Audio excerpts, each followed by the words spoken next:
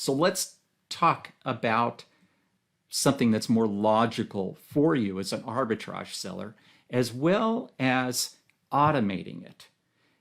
It probably doesn't make sense to move forward in your business unless you have plans of automating it. So not only are we looking at those 4 factors of money, time, skill, and labor or effort, but we're also looking at how easy is this to automate.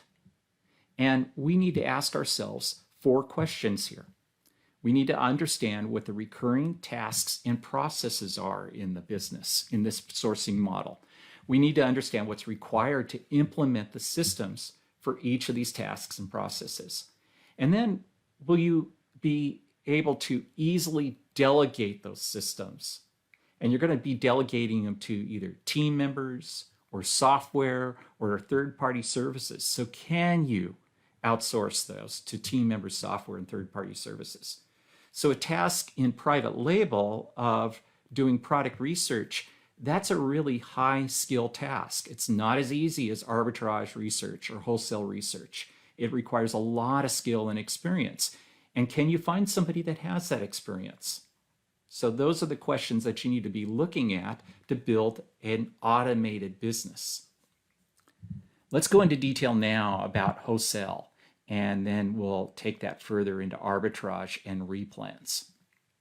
I want to start with arbitrage sourcing as an example, as kind of like a baseline, because you understand this, and then we'll apply the same criteria to wholesale. So with arbitrage, it's simple product research. If you think product research is hard for arbitrage, compared to the other sourcing models, it's actually very, very simple.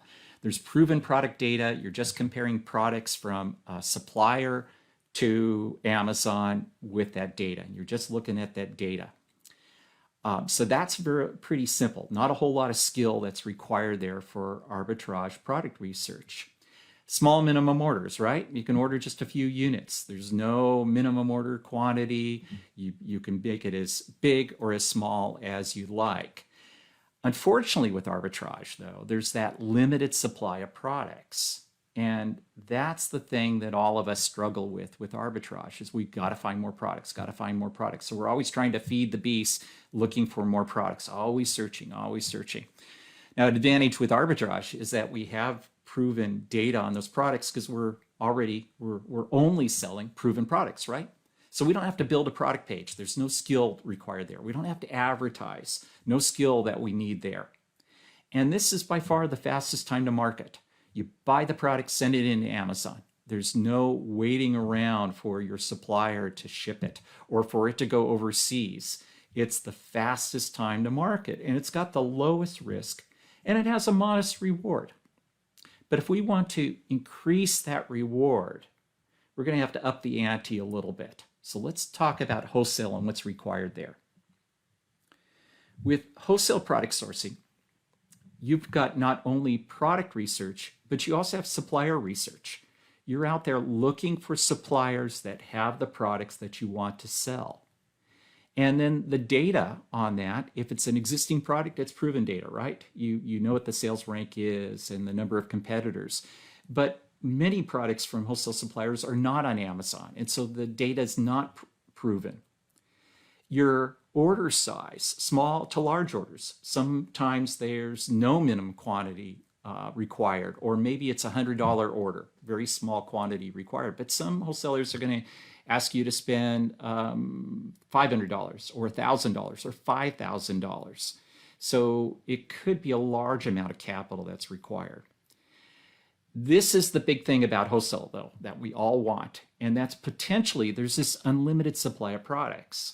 You know, you can order it again and again and again, and that's what we're really looking for. We want to get beyond those limitations that are in arbitrage and move to this supply, unlimited supply of products.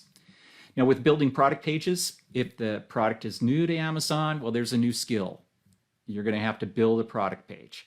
And also, you may need to advertise those products. So there's another skill. There's going to be increased time to market for 2 reasons.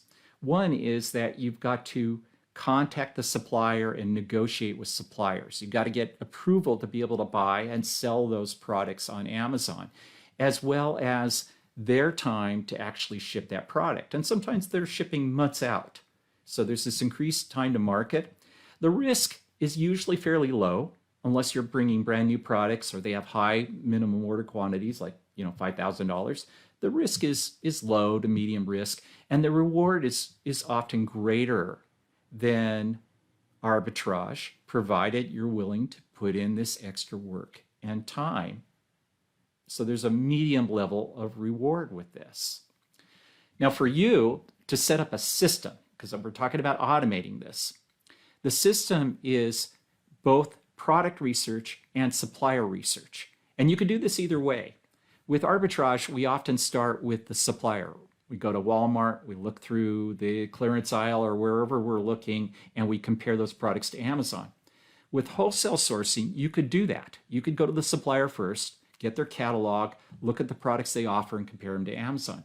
But you can also do the reverse, where you're looking at products first, finding a good potential product, and then go find a supplier that has that product at the right price. So either way, you can set up that system. The third step here is that with every supplier, you have to get account approval. And that's not a given. It's, if you contact the supplier, it's not necessarily that you're going to gain approval. In fact, I would say that your likelihood of gaining approval with every supplier is low.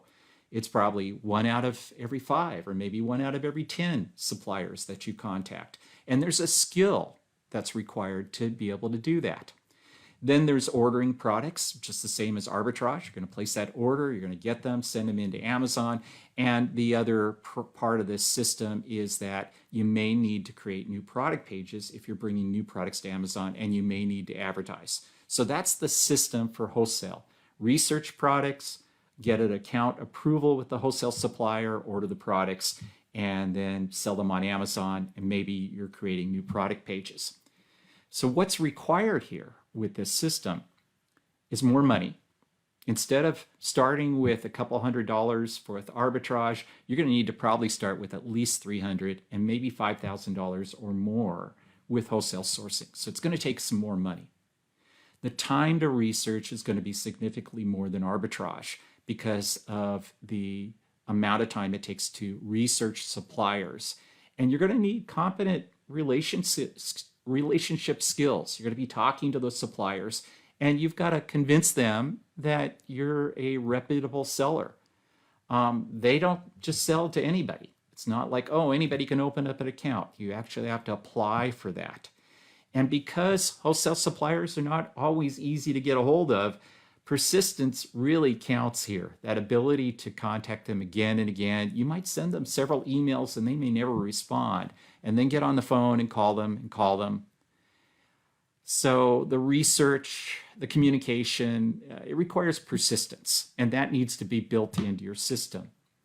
And then if you're bringing new products to Amazon, there's going to be some advanced Amazon skills of building product pages. That research will be advanced because you're looking at products that have never been there before. It's a different type of research, different type of product evaluation, and maybe advertising. So this system requires more money, more skill, more time, and effort than arbitrage does. It used to be said if you're not online, you're not in business. That's from like 15 years ago. All right. Now it's that if you're not on Amazon, you're not in business. Regardless of that big dream, you've got to build a foundation. You have to have a business that has cash flow. You need more cash? Go out and source some more. Shove those products into Amazon. What's going to spit out the other end is profit. It's that simple, isn't it? Then they start looking at it as, this really is a system. So how can I add more to my system? How can I start to scale this? That's why this is so integral, each pillar leading up sequentially to that long-term reliable business. These are the real assets then that somebody who wants to buy a business, this is what they look for. This is the brand launcher, the career launcher, the income launcher. It's a beautiful thing. And I know you're going to love what this can do for you. You're going to get a vision. You're going to get a vision to grow your business, to sell it for a profit, kind of show your pals, your friends, your family. Yes, you can make $1 million just selling on Amazon alone.